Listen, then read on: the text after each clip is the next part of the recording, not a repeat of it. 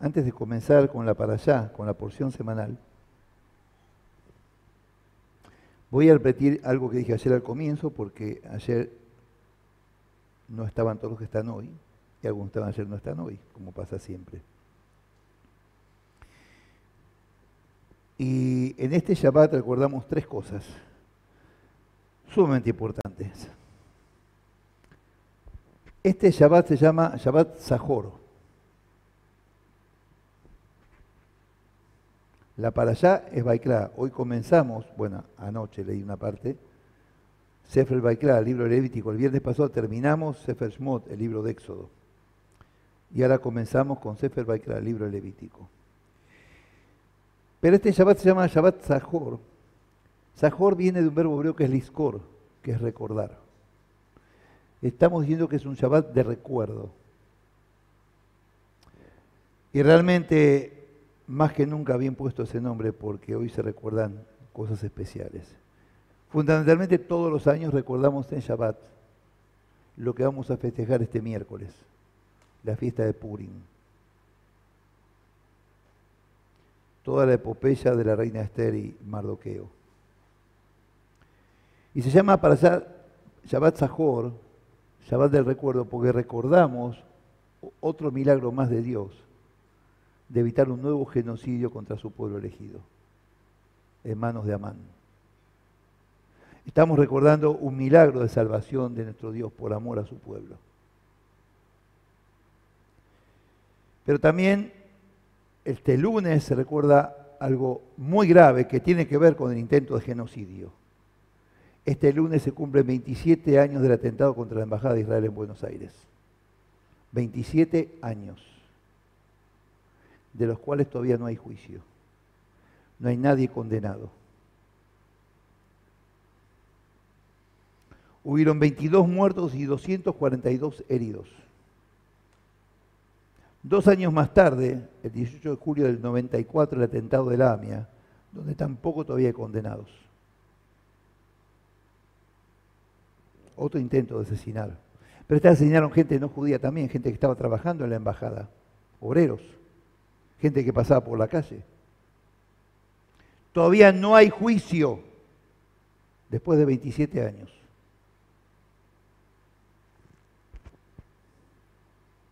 A que si hubiera sido un atentado en la Casa Rosada ya se hubiera encontrado, o en la Catedral Metropolitana ya se hubiera encontrado, sin lugar a dudas.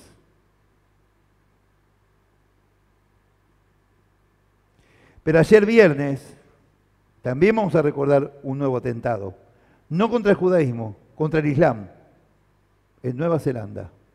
2 mezquitas fueron atacadas por terroristas neonazis.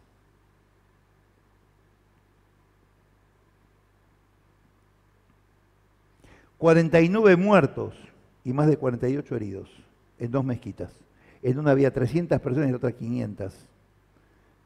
Un enfermo mental, un retrasado mental, un asesino, entró con un arma automática y mató gente a mansalva. Tiene que ver con la intolerancia, con la inhumanidad. Ayer lo dije, yo no recuerdo algún grupo islámico que haya protestado contra el atentado de la AMIA, ni contra el atentado de la embajada, ni contra todos los atentados en Israel. Yo como judío sí reclamo y hablo contra este atentado. Y sí me consolido con los musulmanes por el dolor de sus muertos, porque somos creyentes y creemos en el amor de Dios y no en la violencia. Y sí, juzgo a estos asesinos impunes. Bueno, hay uno que ya encontraron. Pero los asesinos impunes de la embajada no fueron encontrados. Tampoco fueron buscados como corresponde, evidentemente, después de 27 años. Evidentemente. Sí hay que protestar contra los atentados, sea los musulmanes, sea los budistas y sea quien sea.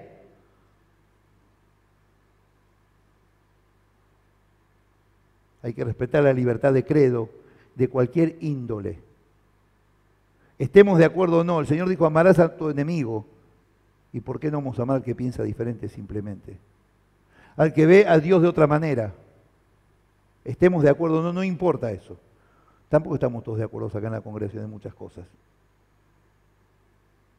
Hay que protestar contra esta barbarie. Hay que protestar contra la falta del amor de Dios en las personas.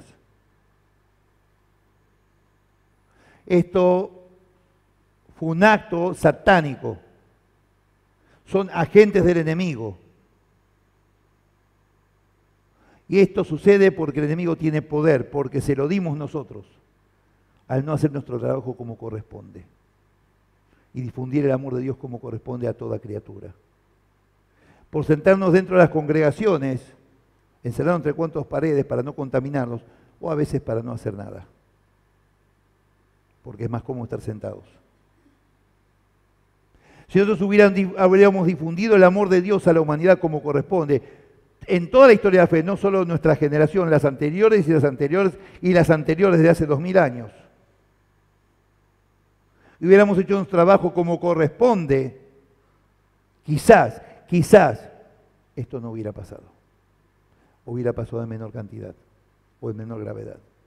Nos habíamos ahorrado muchos muertos y más gente salva. Por eso espera el Señor de nosotros, que hagamos nuestro trabajo mal hecho hasta ahora. Porque fue mejor el trabajo de los satánicos que el nuestro. Fíjense, los piercing, los tatuajes, ya se implantan cuernos y colmillos en Europa y Estados Unidos. El enemigo está tomando poder porque nos hemos cruzado de brazos. Hay que quejarse contra todo tipo de barbarie y contra todo tipo de crimen de lesa humanidad. Y sí me uno, en este caso, al Islam en el dolor. Sí me uno como judío, porque soy hijo del mismo Dios que todos. No importa si estoy de acuerdo con ellos o no. Les aclaro que los musulmanes terroristas es una minoría. Hay muchos musulmanes que no quieren esto, el terrorismo.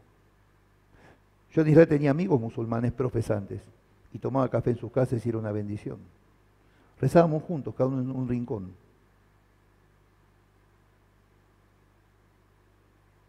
Pero no recuerdo un grupo islámico que protestara contra los atentados de la embajada, ni de la AMIA, ni de los atentados en Israel. No recuerdo. El mundo ayer dolorido y protestando contra el atentado de Nueva Zelanda. No recuerdo el mundo quejándose del atentado de la AMIA, ni de la embajada de Israel. Ni no recuerdo el mundo de los atentados en Israel. No recuerdo el mundo quejándose contra eso. Lo que recuerdo es un mundo callado la boca, como cuando la Shoah. Recuerdo un mundo que miraba para otro lado, para no reconocer lo que estaba pasando en la Alemania nazi, con mi pueblo. No recuerdo quejas mundiales. No lo recuerdo. Era recordar con dolor la barbarie, porque falta el amor de Dios impuesto en la humanidad. Ese es nuestro trabajo, gente, y tenemos que hacerlo.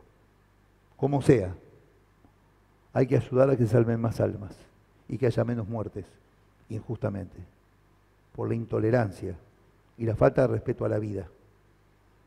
Tenemos un Dios de vida, no de muerte. Amamos la vida.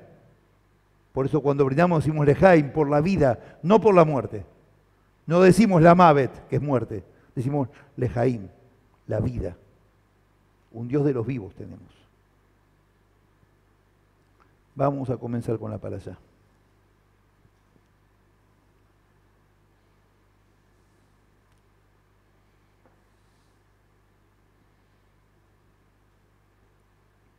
Comenzamos Sefer Vaikra, Levítico.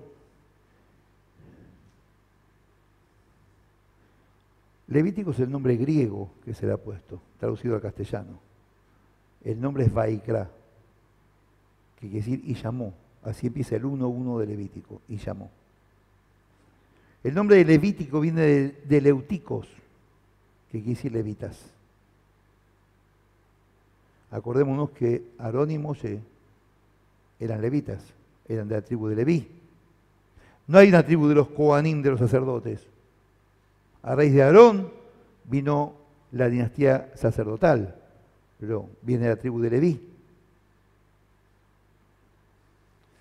Este libro es un manual para los coanim y levitas, para los sacerdotes y levitas, especificando sus deberes sacerdotales en la adoración y una vida santa para el pueblo hebreo. Y también están las leyes para el pueblo de Israel. Deuteronomio Dvarim 10:8 dice: en aquel tiempo apartó Hashem la tribu de Leví para que llevase el arca del pacto de Hashem, para que estuviese delante de Hashem para servir y para bendecir su nombre hasta hoy. Esa era la función de toda la tribu de Leví. Acuérdense que primero van a ser los primogénitos los bendecidos. A raíz del becerro de oro, la tribu de Leví fue la única que no participó del becerro de oro y por eso fueron bendecidos. 1:1. Y llamó Hashem a Moshe y habló con él desde el Ohel Moed, del tabernáculo de reunión, diciendo: este pasuk, este versículo, es la continuación de Shmot 40:35, Éxodo 45, que dice: y no podía entrar Moshe en el tabernáculo de reunión porque la nube estaba sobre él y el cabod de Dios, la gloria, lo llenaba. Los exégetas dicen que Dios tuvo que llamar a Moshe, por eso dice: y llamó Dios a Moshe, como dándole permiso para entrar en el santuario, estando él, su gloria, ahí. Y dice que este llamado fue oído solamente por Moshe y nadie más. Era algo privado entre Dios y Moshe. Porque de todas formas Moshe, que representaba a todo su pueblo, al hablar a solas con Moshe era como si estuviera hablando con el pueblo, porque Moshe representaba a todo su pueblo. Así pasó en Sinai. Moshe fue el único que subió a Monte Sinai. Subió con los ancianos hasta mitad de camino. Después subió Moshe solo, para que después transmitiera al pueblo todo. 1:2. Habla a los hijos de Israel y diles: cuando alguno de entre vosotros presente una ofrenda a Adonai, podrá hacerla de ganado vacuno u ovejuno.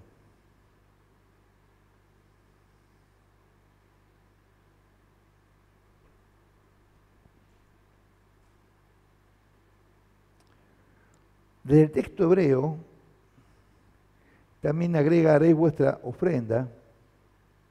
Y desde el texto hebreo dice: una persona de vosotros, cuando acercare un sacrificio entre Hashem de animales y de vacunos, habrás de acercar vuestros sacrificios. Cuando una persona de vosotros acercar un sacrificio entre Hashem de animales, de vacunos y de ovinos, habréis de acercar vuestros sacrificios. Una persona de entre vosotros, está diciendo. Y no se refiere solamente a los hebreos. Dice: una persona de entre vosotros. Podía ser hijo de Israel, puede ser un prosélito, es decir, un seguidor, o un gentil considerado Adam, ser humano. Lo que no podía ser apóstata, un renegado, uno que apostató del Señor. Acuérdense que el templo de Jerusalén tenía el atrio de los gentiles, el atrio de las mujeres. Todos iban a adorar al Dios de Israel, no solo los hebreos. En el atrio de los gentiles es donde estaba el Señor cuando fue la ofrenda de la viuda.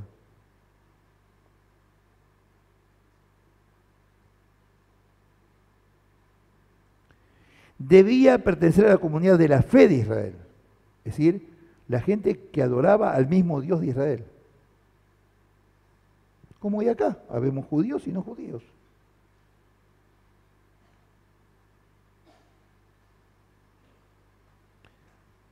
Un caso bíblico, Jetro, el suegro de Moisés. Cuando fue a Moisés a decirle: vengo porque escuché los milagros del Dios de Israel y vengo a adorarlo. Era sacerdote madianita, pagano, y vino a adorar al Dios de Israel, al desierto. Isaías 56:7 dice: yo los llevaré a mi santo monte y los recrearé en mi casa de oración. Sus holocaustos y sus sacrificios serán aceptos sobre mi altar, porque mi casa será llamada casa de oración para todos los pueblos. Para todos los pueblos. Por eso a los gentiles que vienen acá les digo que esta es su casa. Para todos los pueblos. Todo el que viene a buscar a Dios en alabanza.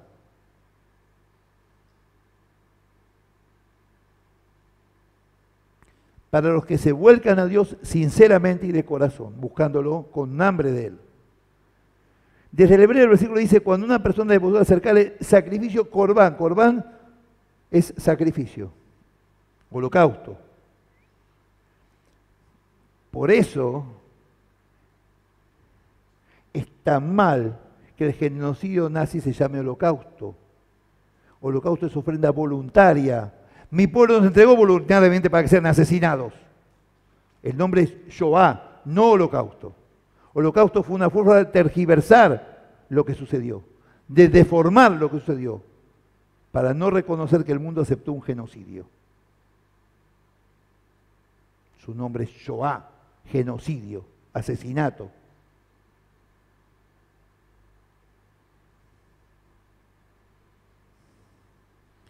Corbán tiene que ver con un verbo griego que es leit karev, que es acercarse. Ofrendar a Dios es acercarse, elevarse hacia Dios. Cuando llegan los sacrificios era una forma de acercarse al Creador. ¿O no es lo que hacemos cuando ofrendamos? Si me dicen que no, estamos en un problema. Con la ofrenda le estamos reconociéndole que todo viene de Él y que le queremos devolver algo.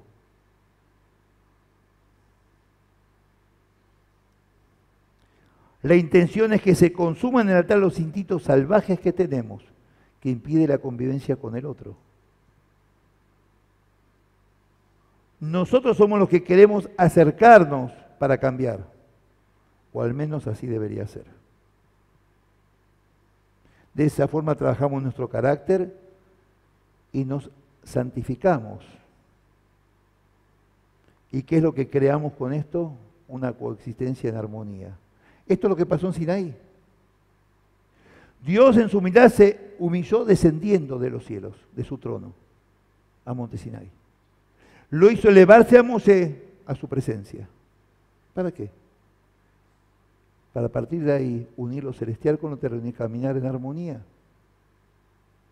Una coexistencia armónica entre lo celestial y lo terreno, entre Dios y su pueblo.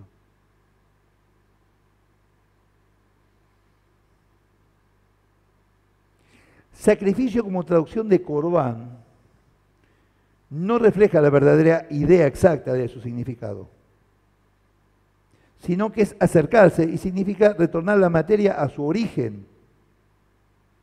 ¿Qué es la materia? Los animales sacrificados. A su origen. ¿Cuál es su origen? Dios. Acercar la materia a su origen. Acercarlo a su esencia. ¿Cuál es la esencia de la creación? De los animales, de las personas. Dios es la esencia. Es lo básico nuestro. Es lo esencial nuestro. Es Dios nuestra esencia. En Él nacimos. Por eso es ofrenda y no sacrificio, porque si es sacrificio, es sufrirlo. Un sacrificio es algo que duele.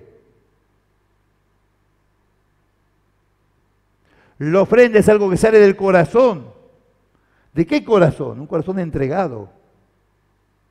El sacrificio es algo que no nos gusta, porque tenemos que esforzarnos. No tiene que ser un esfuerzo ofrendar a Dios. Tiene que ser un deleite, una alegría. Tiene que ser felicidad, gozo, no sacrificio. Ser un verdadero ser humano como nos hizo el Creador, siendo personas maduras y dedicadas, tranquilos, pensantes y no instintivos. El animal se guía por instintos, no el ser humano.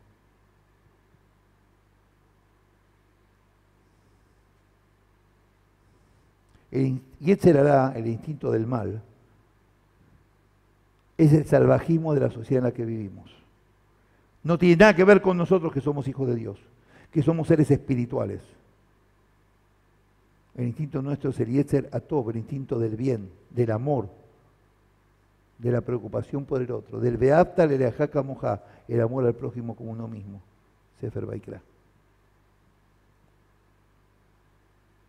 Dice Dios en esto, no tiene que ser un deseo mío, tiene que ser un deseo tuyo, querer acercarte a mí para cambiar. No tiene que ser mi deseo que ustedes se acerquen. Tiene que ser el de ustedes acercarse a mí. Si no le mostramos el deseo, mejor ni vengamos al templo. No tiene sentido. ¿Se entiende lo que estoy hablando, no? Quiero mostrarle las ganas, el hambre de Él. En el judaísmo ortodoxo, que es el único en el que yo me baso, sobre todo en Israel, en los templos ortodoxos, dicen, la halajá, la ley judía, que cuando vamos al templo, tenemos que ir lo más temprano posible, lo más rápido posible para mostrar nuestro deseo de estar en su casa y estar con Él. Pero cuando nos vamos, tenemos que irnos lo más tarde posible, irnos lo más despacio posible para mostrar nuestros deseos de seguirnos quedando con Él. Con esa entrega hay que ir a alabar a Dios y ofrendar a Dios. Si no, es una farsa.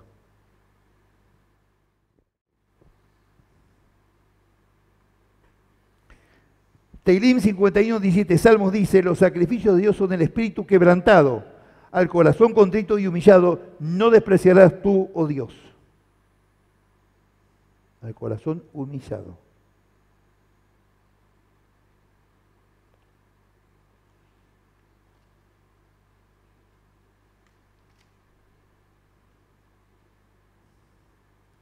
Uno 7. Los hijos del sacerdote Aarón pondrán fuego sobre el altar y compondrán la leña sobre el fuego. Vaikra 6:13, Levítico 6:13, en la Torá 6:6, en la Reina Valera 6:13, dice, el fuego arderá continuamente en el altar, no se apagará el fuego. Esto da instrucciones sobre la alimentación del fuego, ya que el fuego tenía que arder permanentemente en el altar. El fuego del altar simboliza el fuego de la Torá, ya que nos ilumina y nos da el calor del amor de Dios. Por otro lado, purifica nuestra espiritualidad, como el fuego que todo lo purifica todo. Hay dos fuegos simbólicamente. El fuego sagrado es Yakodesh y es Ediot, el fuego del testimonio. Es el fuego encendido por el pueblo. Él es testigo, lo expliqué la vez pasada cuando hablamos de la Shema. Es decir, el fuego aportado por los hombres. Los Kohanim, los sacerdotes, agregaban 2 trozos de leña cada mañana y 2 trozos cada tarde para mantener los valores espirituales de la Torá. Y el fuego estaba prendido. Por los versículos 1 al 7, la inmolación de los animales sacrificados simboliza el sacrificio del instinto animal del hombre. Por esto era realizado por el mismo ofrendante y también hacía trozado al animal. Lo que está haciendo el hombre es sacrificar sus instintos animales, la bestialidad del ser humano, la violencia y toda esa porquería que a veces se manifiesta. Por lo tanto, ¿por qué? ¿Cuál era el objetivo? Convertirlo en actuante, no en observante. El ofrendante tenía que hacer el sacrificio él, para ser parte de la adoración a Dios. Y no un observante, no un calientasillas.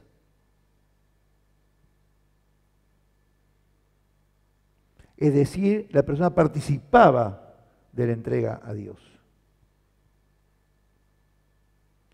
En la fe se necesitan personas actuantes, obreros. Hasta acá el tema de los sacrificios se definen de la siguiente manera. Dado que los pueblos paganos ofrecían sacrificios de animales a sus dioses de todo tipo, Dios sabía que no podía hacer cambiar de golpe todas estas cosas.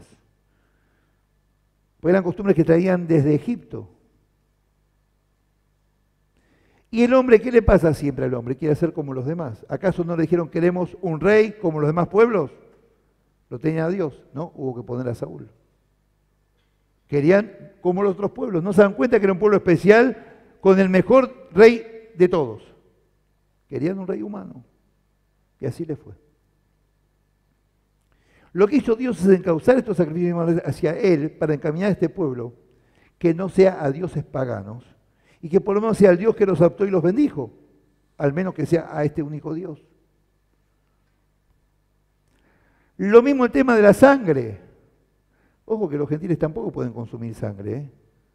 Lean el Nuevo Pacto. Está clarito. Es decir, muchachos, chicas, morcilla se terminó para los gentiles también, ¿eh? Fíjense por qué. En los templos paganos bebían la sangre como forma de adoración. Entonces Dios impone que no se beba sangre, porque en la sangre está la vida, pero también las enfermedades. Por lo mismo que exige que no sea pan leudado, porque los paganos comían en los templos pan leudado. Y ofrecen también cosas dulces con miel, por eso no miel. 2:12.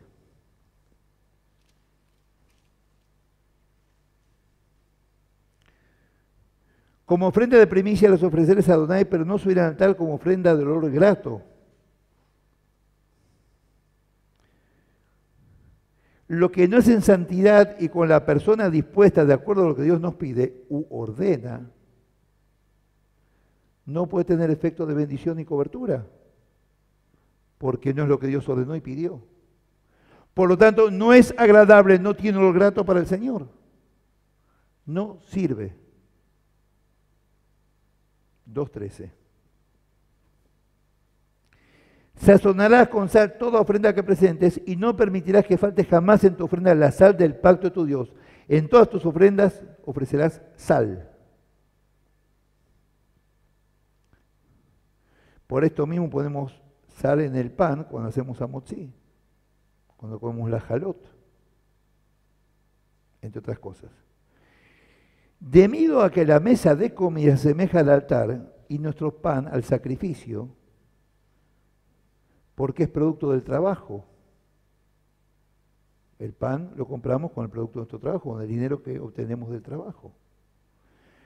Por lo tanto, así como se rociaba con sal el sacrificio en el altar, nosotros rociamos el pan con la sal en nuestra mesa. Recalca mucho la sal, porque la sal en hebreo es melach, y en términos bíblicos hebreos, melach tiene que ver con la perdurabilidad, porque la sal perdura con el tiempo. Es más, la sal hace perdurar los alimentos. Cuando sala la carne no se pudre.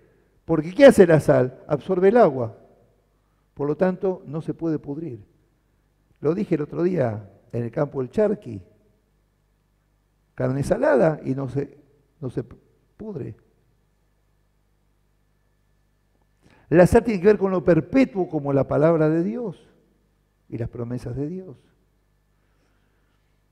Con lo irreversible, ya que la sal preserva todo y es señal de preservar también el pacto.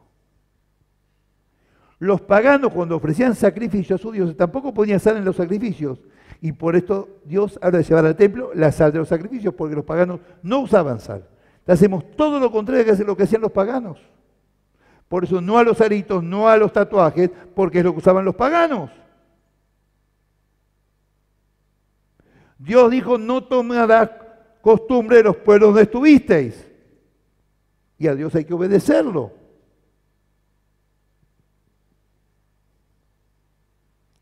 En el Tanaj, cuando se habla de la perdurabilidad del reinado de David, que dice que es por siempre, ¿por qué el reinado de David iba a ser por siempre? Porque fue continuado en el Señor, de descendencia de David.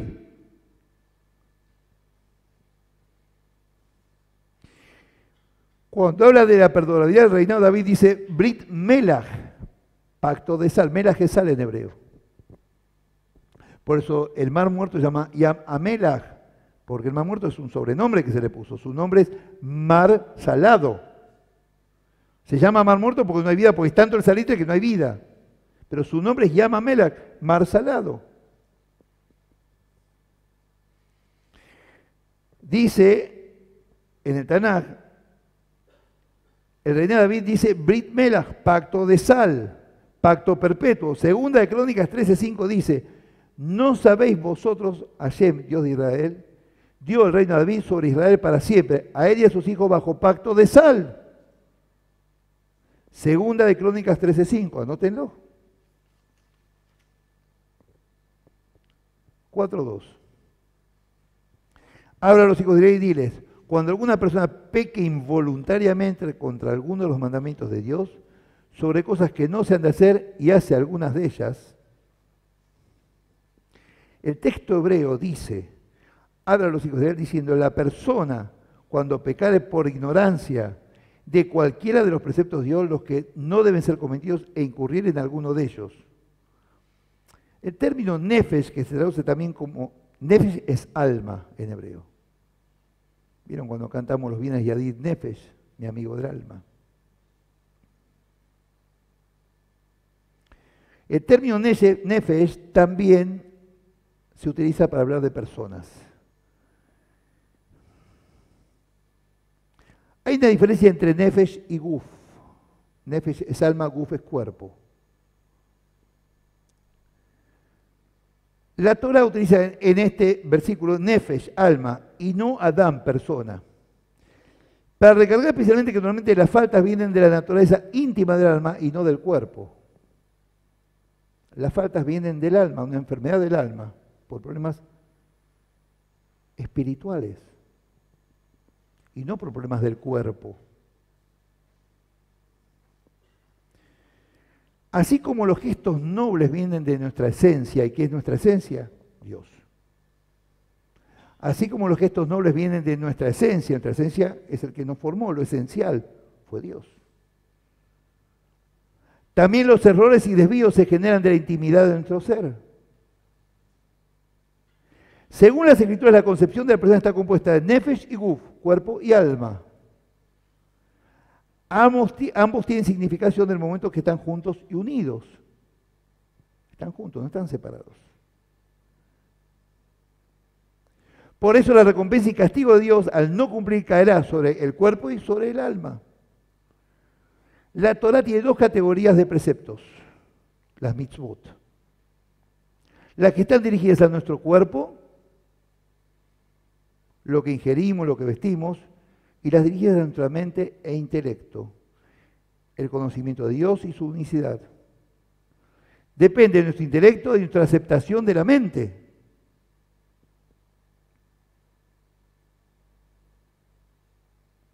Por esto en Sinaí dijeron, haremos todo lo que dijo Dios. Éxodo 24:7. El hecho de que la Torah no acepte el sacrificio expiatorio por una transgresión cometida con intención o a sabiendas, cuando es intencional, Dios no acepta. Es para que la sociedad no piense que cualquier transgresión puede ser perdonada sacrificando un animal. Voy, mato un animal, lo entrego y ya está, ya está. Cuando lo hice premeditadamente, ¿la ofrenda de Caín fue agradable a Dios? No, no fue aceptada.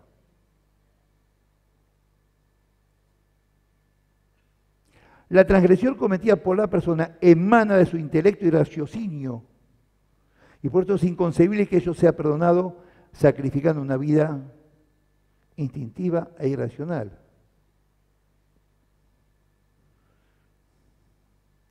La transgresión cometida con intención no es perdonada sacrificando una víctima que no tiene nada que ver ni culpa de ninguna cosa. En cambio, el alma de la persona pecadora tiene que ser ofrecida en el altar del ayuno, arrepentimiento, retorno, oración y generosidad. Tampoco la Torah acepta sacrificio de un animal de la persona que peca todo el tiempo. Pide perdón, se arrepiente y vuelve a hacer la misma y vuelve a hacer la misma. Llega un momento que basta. El término het en hebreo es el pecado por el error. La persona erra cuando no capta el sentido real de la vida, convirtiéndose en pecador por error. De persistir la persona en su error, no se llamará más Het, sino Abón, o Pesha, que significa iniquidad, maldición. Cuando ya deja de ser considerado un error y se ve que es intencional Dios, lo convierte en lo que conocen en el mundo gentil como anatema, maldición. Y esto se refiere a las mitzvot lota hace, los preceptos que no se permiten. Saben que en los 613 preceptos hay cosas que se permiten y cosas que no. 248 que es lo que se debe hacer y 365 que no. Y para que no se olviden, 248 son las partes del cuerpo humano. Así que sabemos bien que hay 248 cosas que sí podemos hacer. Y 365, una por cada día del calendario gregoriano, que no se deben hacer. Es más lo que no se debe hacer que lo que se debe hacer.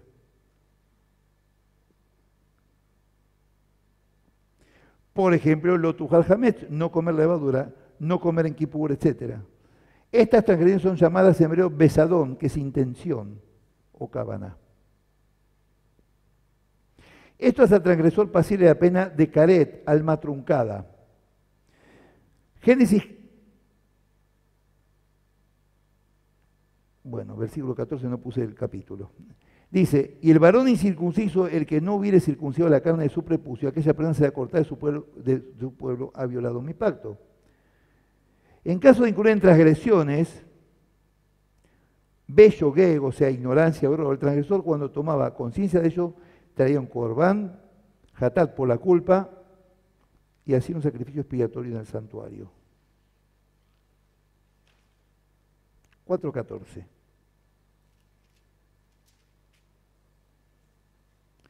Y en cuanto llegue a ser conocido el pecado que han cometido, la congregación ofrecerá un becerro como expiación, lo llevarán delante del tabernáculo de reunión. Esto pareció al presente que se le hace a un rey por un amigo. El rey ordena que el presente sea exhibido en la entrada de su palacio, para que todos vean y sepan qué hermoso es el presente que se le ha ofrecido. El presente más hermoso que un pecador puede ofrecer a Dios es su arrepentimiento. Es por esto que habrán de traerlo ellos delante del tabernáculo, el pecador mismo, como un regalo de su ser, arrepintiéndose a Dios. Y todos conozcan este presente que el ofrendante está haciendo a Dios, para que sea público que esta persona sí se arrepintió de verdad y Dios hace una fiesta. El presente más hermoso que un pecador puede ofrecer a Dios es el arrepentimiento. Por eso lo tenían que traer al tabernáculo y mostrarlo a todos. Porque el que traía eso es señal que realmente se estaba arrepintiendo. Y Dios lo iba a aceptar como olor gratísimo.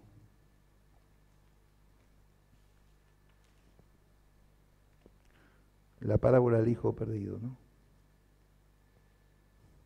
Vamos a 1 Samuel 15:2. Así ha dicho Adonai de los ejércitos: yo castigaré lo que Amalek hizo a Israel, cortándole el camino cuando subía de Egipto. Amalek fue el primer pueblo que atacó a Israel cuando salió de la esclavitud. No tuvo contemplación, sabiendo que salían de ser esclavos. Débiles, golpeados, no le importó. 15:8. Ayer leí una parte, ahora leemos otra. Samuel, por orden de Dios, le había dicho a Saúl que tenía que ir a destruir a Amalek y matar todo y quemar todo y destruir todo. Saúl capturó vivo a Agag, rey de Amalek, y a todo el pueblo lo mató a filo de espada. 15:13. Vino pues Samuel a Saúl y Saúl le dijo: bendito seas tú de Adonai, yo he cumplido la palabra de Adonai. 14. Pues qué valido de ovejas y bramido de vacas es este que yo oigo con mis oídos, preguntó entonces Samuel.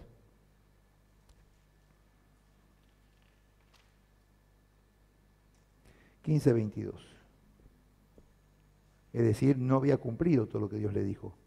Se quedó con el ganado y le perdonó la vida al rey de Amalek.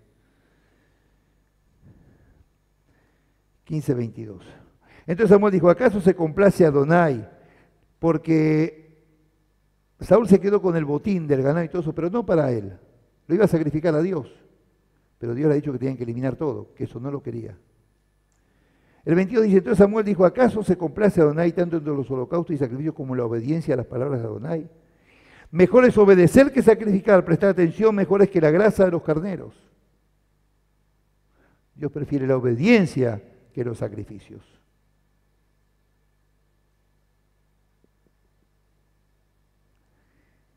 (15:23) Como pecado de adivinación es la rebelión, como ídolos de idolatría la obstinación. Por cuanto rechazaste la palabra de Adonai, también Él te ha rechazado para que no seas rey. Saúl rechazó la palabra de Dios porque no cumplió tal cual como Dios le dijo. Y como él rechazó a Dios en su palabra, Dios lo rechazó a él. Es decir, gente, si no cumplimos, Dios nos rechaza, porque al no cumplir lo estamos rechazando a él nosotros. Y la consecuencia es el rechazo de Dios a nosotros. Y va a mirar para otro lado y no nos va a mirar como decimos en el Birkat HaKohanim.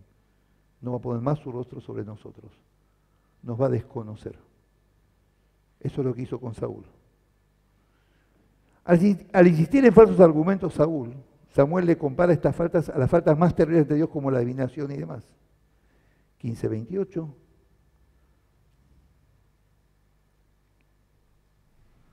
Entonces Samuel le dijo, Adonai ha desgarrado hoy de ti el reino de Israel y lo ha dado a un prójimo tuyo mejor que tú. Ya está, fue reemplazado. Hasta Elías fue reemplazado por Eliseo. Cuando él le dijo, cuando le quemaron los labios, dijo, juzgó a su pueblo, juzgó al pueblo de Israel. Entonces Dios lo quitó y lo puso a Eliseo en su lugar. Hasta Elías fue desplazado.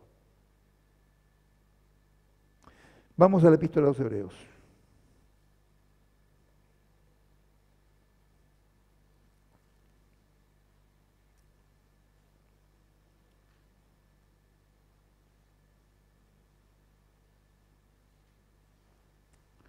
Capítulo 10. 10:4. Perdón, 10:1.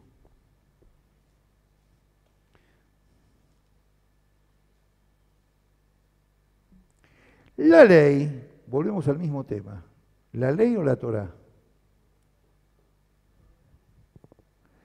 La ley, teniendo la sombra de los bienes venideros, no la imagen misma de la cosa, nunca puede por los mismos sacrificios que se ofrecen continuamente cada año, hacer perfectos a los que se acercan. Eso es ley, eso no es Torá.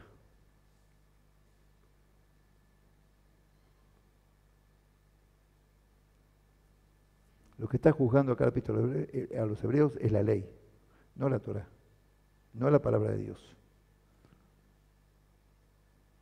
Eso para los que creían que los sacrificios ya los salvaban de todo. Y ya está.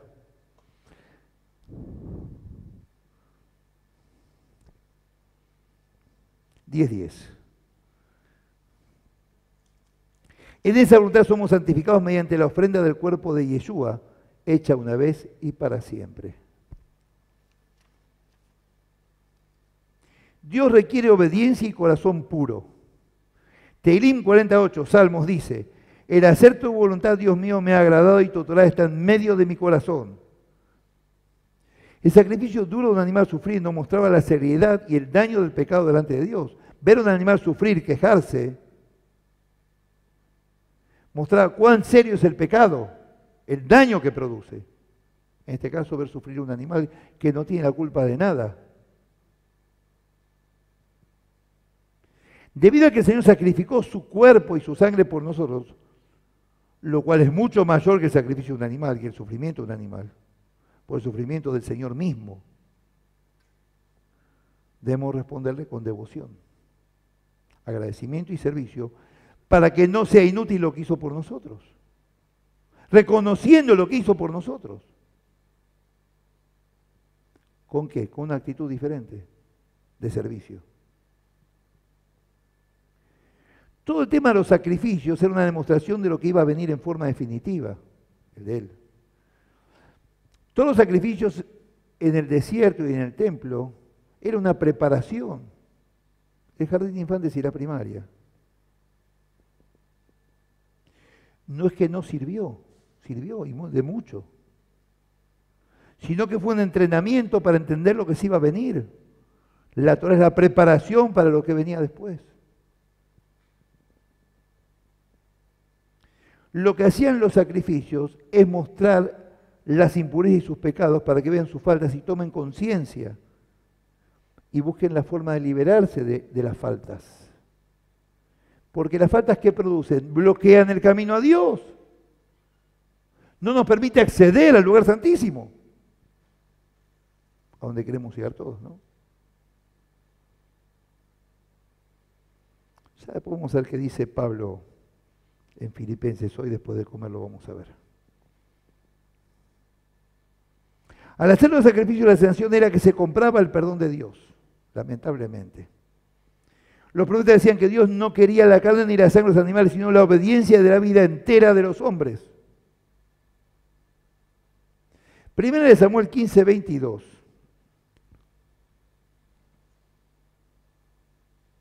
Dice, lo leímos hace un rato, ¿se complace el Señor tanto en los holocaustos como las víctimas, como que se obedezcan a sus palabras? 10:11. Ciertamente todo sacerdote está día tras día ministrando y ofreciendo muchas veces los mismos sacrificios que nunca pueden quitar los pecados. 10:12. Pero Yeshua, habiendo ofrecido una vez para siempre un solo sacrificio por los pecados, se ha sentado a la diestra de Dios. Qué diferencia, ¿no? A partir de ahí no fueron más necesarios los sacrificios, pero sí seguir sacrificando las miserias humanas, pues innato en nosotros el egoísmo humano es permanente. 10:16.